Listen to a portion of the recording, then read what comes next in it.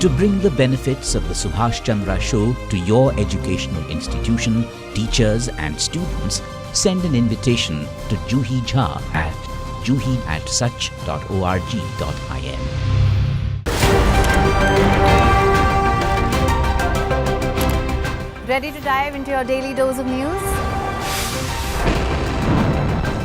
Bringing you what's trending in the West and all that's setting trends in the East. And all of this served up with a side of insightful banter. We don't just bring you the latest stories. We bring you your talking points for the day. And while you do that, from the busy streets of New York, I will provide you with deeper insights on the developments through the course of the day in the US. And I will be here at the WION headquarters, getting you all the action from the universe of sport. All that you need to know about your favorite teams and players, right here. The show that keeps you ahead of the global curve. A conversation you'd want to be a part of. A place where news becomes an engaging exchange. We bring you stories that impact your present. This is World DNA. Join the conversation.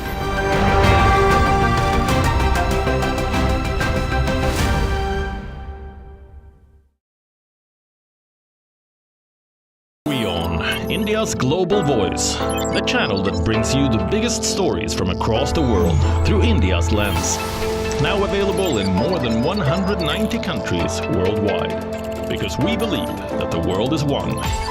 Watch us in Africa, Europe, USA and Canada, South America, Asia Pacific, Middle East and North African regions. Also available on these digital platforms across the world. WION. World is one.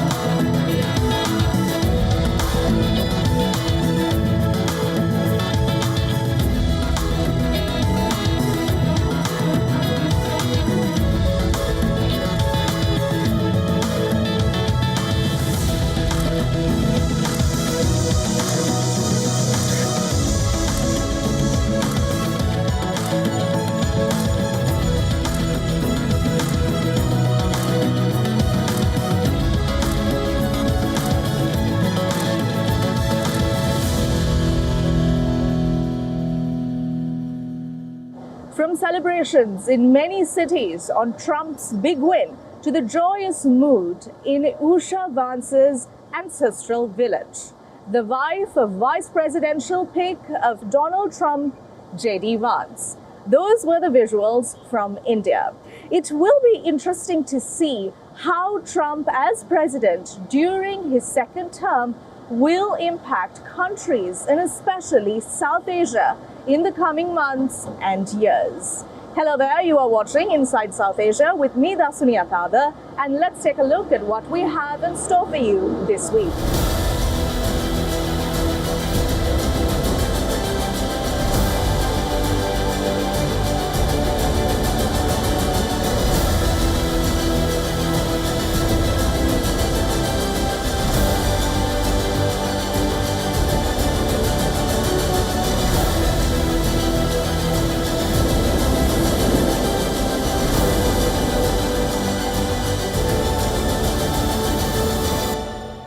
Shifting from one election to another, Sri Lankans will be heading to the polls on the 14th of November to elect the country's next parliament. This was after President Anura Dissanayake declared snap parliamentary polls in what is seen as a strategic move by him to garner a fresh mandate as he is now challenged with the uphill task of economic recovery. අවංකව ඉටු කරන බවටද ශ්‍රී ලංකා ජනරජයට පක්ෂපාත වන බවටද Marxist politician Anura Disanayake's victory and his swearing in as Sri Lanka's new president marked a big shift in the island nation's politics, away from traditional parties and the political elite. It was a rejection of the old guard that the people accused of taking the country to economic crisis. Dissanayake promised to strengthen the economy and work hard to win people's trust, saying he's no magician. 2 months on, there are signals of the economy stabilizing, supported by an IMF bailout and other reforms. But there's also no denying public anger over continued high inflation, unemployment, and the slow pace of recovery. There's still some way Dissanayake has to go. At the moment, Sri Lanka faces many issues that span from economic to social and even political uncertainty. I expect a solution-based parliament that is knowledgeable and puts the public first. I also hope they will work on flourishing our resources instead of selling our resources to others. The law is not equal to all. The younger generation's hopes have been crushed. School children face issues in the education system. No one is satisfied. Even the business community is unsure about the future of their businesses. Corruption is on the rise as well. So I hope they provide solutions for these issues. The youth of this country deserve a developed nation. A lot of people have financial issues. It is everyone's dream to own a house or a vehicle and move on with life. But that is only a privilege for a few. That disparity must not exist. I'm 100% sure that the President will get a majority support in Parliament. Political analysts have pointed out the call for elections as a strategically thought-out move. Dissanayake knows that numbers in Parliament are critical to any forward movement for his agenda, and the sooner the better. For one, Dissanayake looks to ride the momentum. He polled 42.3% in September. He'll be hoping to ride the same wave of approval and consolidate power in Parliament. Fulfilling his pro-poor campaign promises of reducing taxes and freeing up public revenue for tax relief will prove difficult without this backing. He'll need Parliament's support to pass the budget. Numbers in Parliament will also strengthen Dissanayake's hand in negotiations with bondholders. Lack of numbers in Parliament also meant that he was unable to name a fully fledged cabinet. Harini Amar Surya as PM and Vijeta Herath as a minister is all he has. Again, numbers in Parliament are critical to any expansion plans. He needs to form a cabinet. It's a little difficult to go with a cabinet of 3. And he talks about a 25% cabinet. He needs 25 people who will work with him in Parliament. Generally speaking, Parliament has got authority over the making of laws, and under Article 148, it has got complete control over all finances. So therefore, it will be difficult for a president, however powerful he may think, people may think that role is, to not have a cooperative parliament. Can this election act as a repair mechanism for Sri Lanka? Anura Dissanayake has defined his biggest task as being pulling the country out of the current economic crisis with the support of the citizens, and the elections are a critical step forward. It's only the first step, however, perhaps lending him strength for a long road ahead. How Dissanayake deals with the ongoing agreement with the IMF, negotiates with Sri Lanka's creditors, and manages the complex geopolitical area of the Indian Ocean will impact the future of the island nation. Can he win over the first big challenge of the lot? President Dissanayake will be looking to increase his party power quite significantly from the current stance of just 3 seats, as he is expected to cross the 113-seat mark in a 225-member House. Let's now take a look at the challenges the president faces.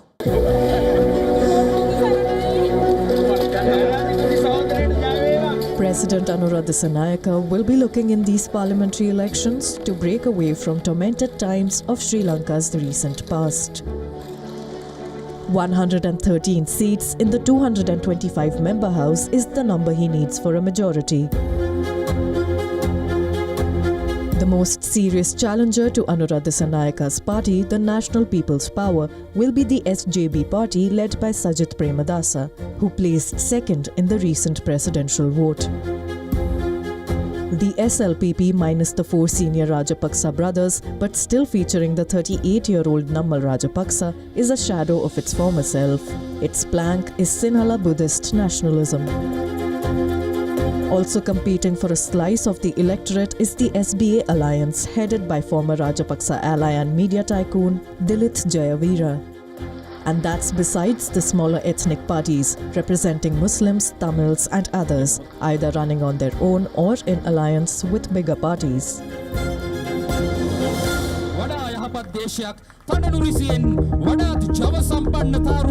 With a weak and divided opposition, AKD's National People's Power appears well placed to win.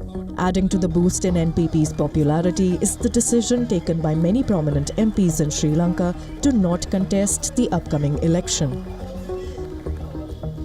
Many MPs are retreating from the political stage, either because of the decline in their political capital, fear of electoral defeat, or a recognition that Sri Lanka's political landscape is undergoing significant changes. This would also mean that Sri Lanka's next new parliament, which will convene for the first time on the 21st of November, will possibly see a majority of new and fresh faces enter the legislation process. The election, one hopes, will be a path to a new chapter for Sri Lanka, a bigger breakaway from the quagmire of recent times. In India, a surge in terror attacks in the Jammu and Kashmir region have reached worrying limits. Attacks on military personnel have now even extended to attacks on civilians.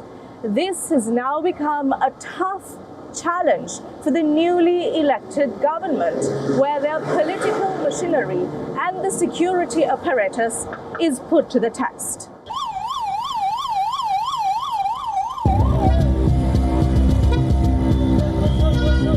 A grenade was hurled into a bustling Sunday flea market in Srinagar. The attack near the tourist reception centre in central Kashmir's Srinagar district left dozens of civilians injured. It was the first attack on civilians in Srinagar in 2 years.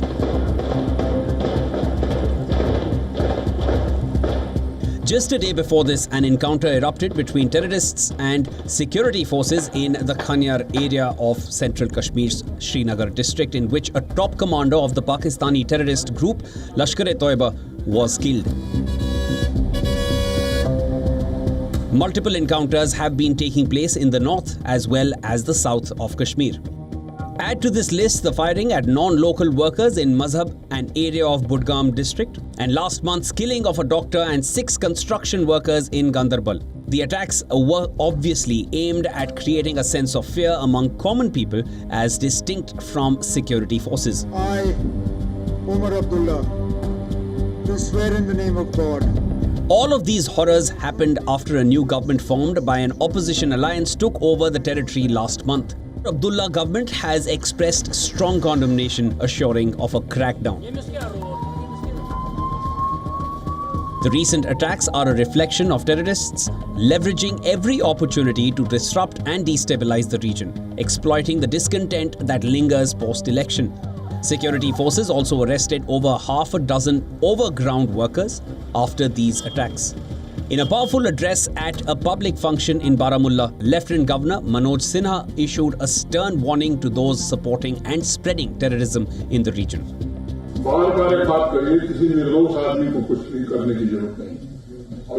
Terrorists targeting our citizens will have to pay a very heavy price for their actions. If anyone provides shelter to terrorists, then they will not be spared too. There will be no compromise on it.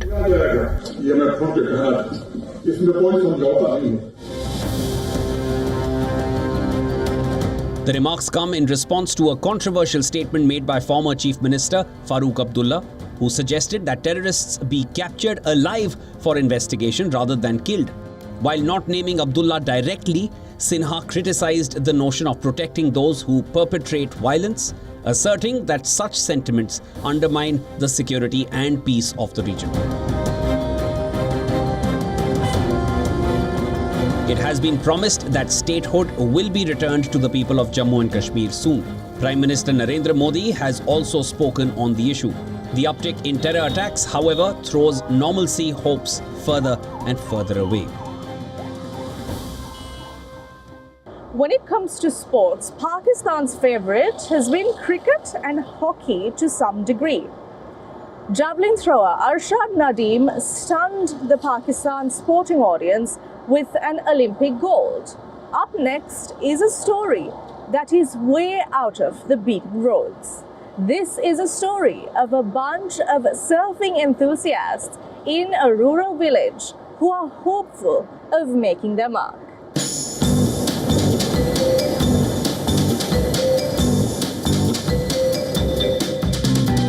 On Pakistan's southern coast, close to Karachi, a group of wide-eyed dreamers chase tricky waves and their dreams.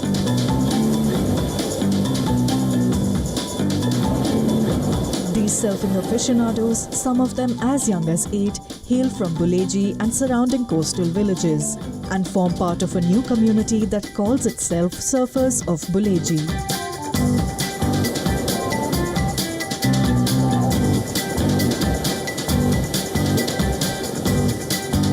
The community, now 50 members strong, was founded by 21-year-old Atiq-ur-Rahman. Atiq is committed to fulfill his dream of becoming Pakistan's first professional surfer. We learn by ourselves. Yeah, we have no coach, no anything. We just learn seeing some videos, watching videos, and our favorite surfers like, professional surfers. I just learn from them. Most members of the impoverished coastal community earn a living by fishing or working as lifeguards, keeping watch over more affluent residents of Karachi on their day out on the beach. Rahman himself was a lifeguard before he quit to devote himself completely to his passion. But access to surfing equipment is limited, resulting in the group sharing about 25 surfboards and pitching in for repairs when they are needed. For me, it's impossible to get it because there are no shops, no equipments. Actually, no one knows what is this. That's the question. No one knows what is this. Many people say, "What are you doing, guys? This is a skateboard."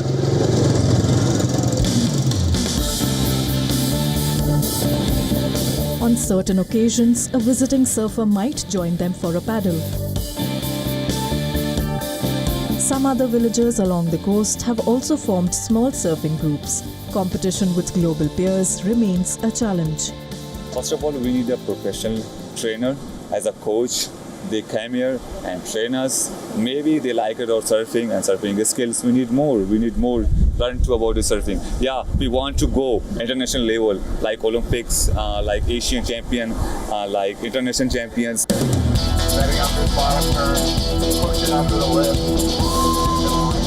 Though the International Surfing Association boasts of 116 member countries, including Ukraine and landlocked Switzerland, Pakistan is not on the list.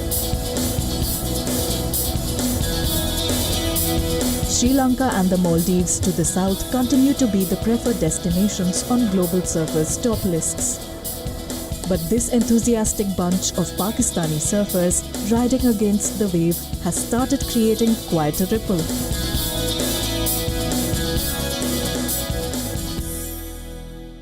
Up next, let's take a look at a few other stories that have made headlines across South Asia.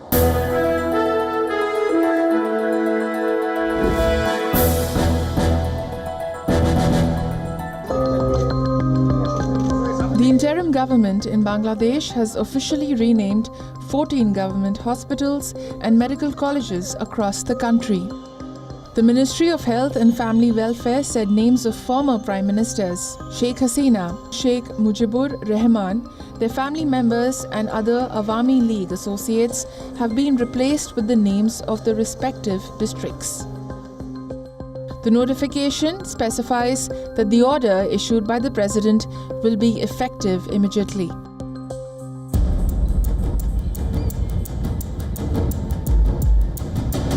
Pakistan's second largest city, Lahore, woke up to a thick blanket of toxic smog on Tuesday. With the advent of winter, air pollution has been soaring in the city of 14 million people. For days, Pakistan's cultural capital and its outskirts have been enveloped by smog, a mix of fog and pollutants caused by low-grade diesel fumes, smoke from seasonal agricultural burning, and winter cooling. The city recorded an unprecedented air quality index, or AQI, of 1900 on the 2nd of November, 6 times higher than the World Health Organization's limit. The provincial government blamed India for rising air pollution. All primary schools have been closed for a week in response to soaring pollution levels. According to UNICEF, nearly 600 million children in South Asia are exposed to high levels of air pollution, and half of childhood pneumonia deaths are associated with air pollution.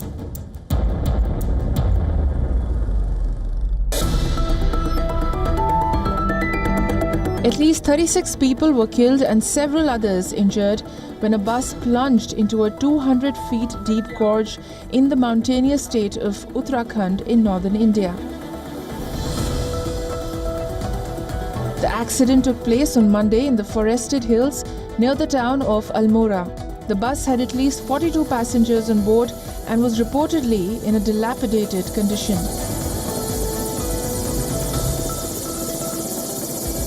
An inquiry is underway to establish the cause of the incident. Road accidents are notoriously common along the treacherous routes in the Himalayan region.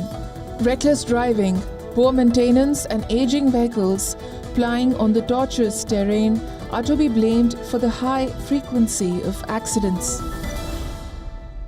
Our next story is on the bylanes of Old Delhi, where a century-long tradition seems to be fading away. We are talking about the Urdu Bazaar. The Urdu language, which is the national language of Pakistan and an official language in India, holds a massive cultural significance.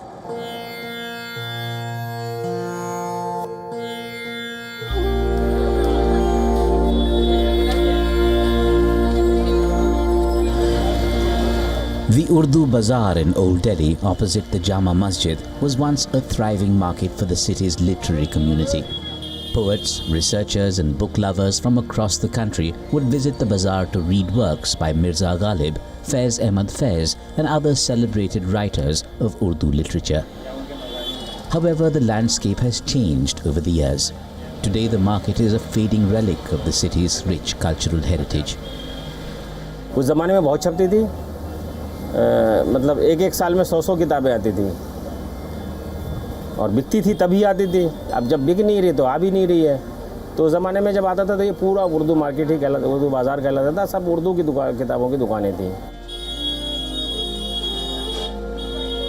हमारे बेचारे publisher जो थे या book seller थे, उनकी income नहीं हो रही थी, वो उनको लॉस में जा रहे थे। वो मतलब 100 किताबें छापी हैं, वो 10 साल में सेल होती थी किताबें, बताइए आप ये। तो उन्होंने अपनी दुकानें सेल करनी शुरू कर दी, उन्होंने अपना बिजनेस चेंज कर दिया। Also known as Kitab Bazaar or Urdu Mandir, Urdu Bazaar began with just a few shops in 1920. In the mid-1980s, more than 80 bookstores lined the bazaar. It gradually grew into a haven for Urdu literature. Today, only half a dozen bookstores are left. The air, once filled with erudite discussions of Urdu literature and poetry, is now loaded with the aroma of kebabs and the clamour of diners. Customers throng the market for a quick snack rather than Urdu books.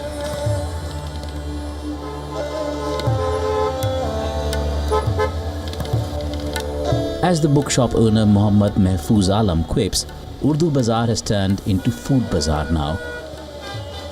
तो ये खाने पीने वालों बाज़ार हो गया है। लोग अब सुबह से हम बैठे हैं, मुश्किल से 2-4 ग्राहक आए, और वो भी स्कूल कॉलेजेस के लड़के जो है, जो किताबें ज़रूरत होती है वही आते हैं, या फिर नॉवेल्स वगैरह के लिए अभी भी पढ़े जाते हैं। नॉवेल्स जो उर्दू नॉवेल है, फिक्शन वो पढ़ते हैं लोग, और ख़ास करके औरतें पढ़ती हैं. Despite the bookshops shutting down rapidly, many literature students like Adiba Tanveer are hopeful about the revival of the Urdu Bazaar and the Urdu language itself. Urdu language ही ऐसी है, उसे बोलने में आपको इतनी खूबसूरती महसूस होती है, उसके बारे में अगर हम जानेंगे तो और भी ज़्यादा दिलचस्पी पैदा हो जाती है उसके अंदर. मुझे शुरू से उर्दू पसंद थी, तो मैंने वही लैंग्वेज चूज़ की मास्टर्स के लिए.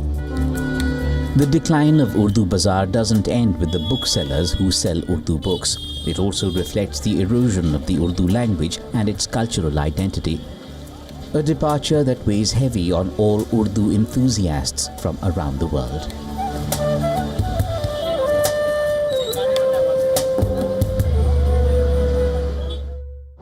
And that's all we have for you on our show this week. Join us next week where a big focus will be Sri Lanka's parliamentary elections. For the WION team, I'm Dasani signing off.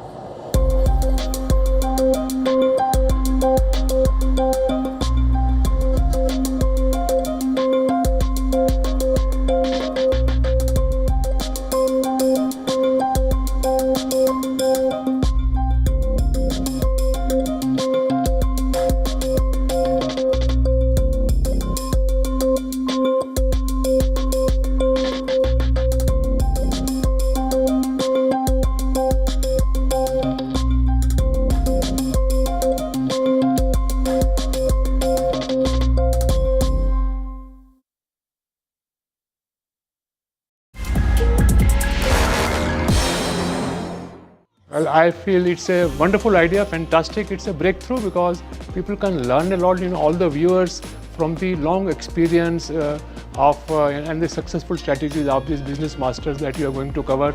I'm sure this program would be loved by all and everybody, those who are interested in learning from successful business masters.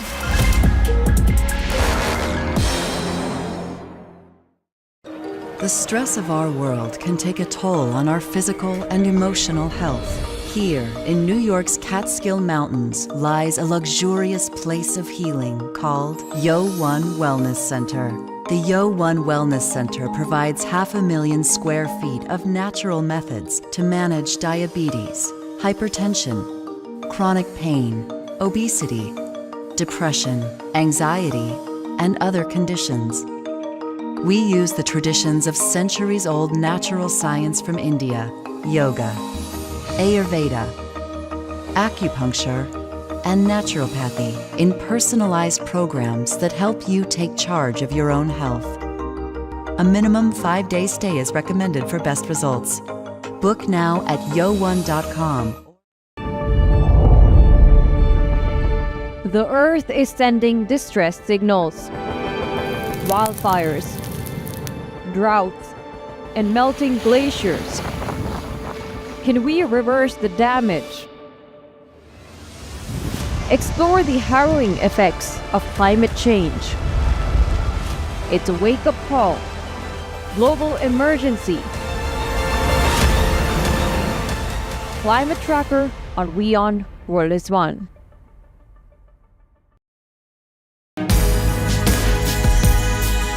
WION brings you a special business talk show where we bring forth the stories of business leaders. From breakthrough technologies to visionary leadership. We will unlock the trends, the tactics, and dive into the minds of the industry's most influential leaders. WION brings you this special series to uncover what drives them in a candid talk show, WION Business Masters.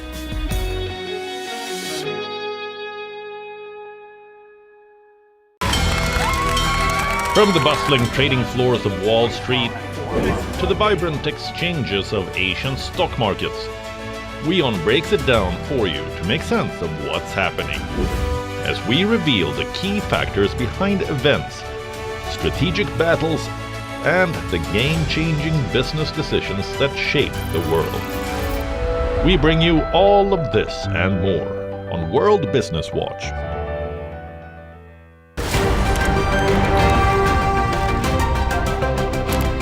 Ready to dive into your daily dose of news? bringing you what's trending in the West and all that's setting trends in the East. And all of this served up with a side of insightful banter. We don't just bring you the latest stories. We bring you your talking points for the day. And while you do that, from the busy streets of New York, I will provide you with deeper insights on the developments through the course of the day in the US. And I will be here at the WION headquarters, getting you all the action from the universe of sport.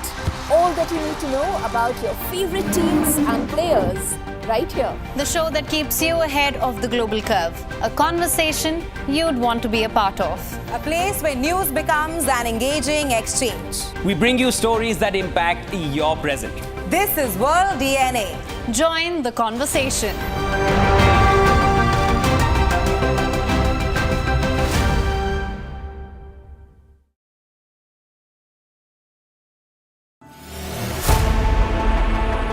Know more, understand better, think ahead. Hello and a very warm welcome. You are watching Gravitas with me, Molly Gambhir.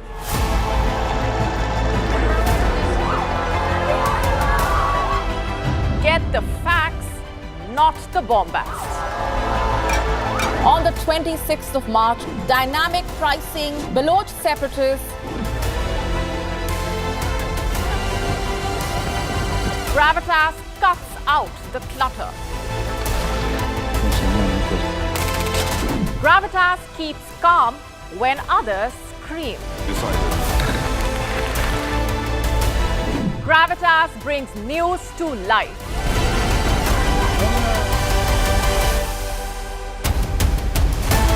Weekdays 9 p.m. IST, 3:30 p.m. GMT. Gravitas. Seeing is believing.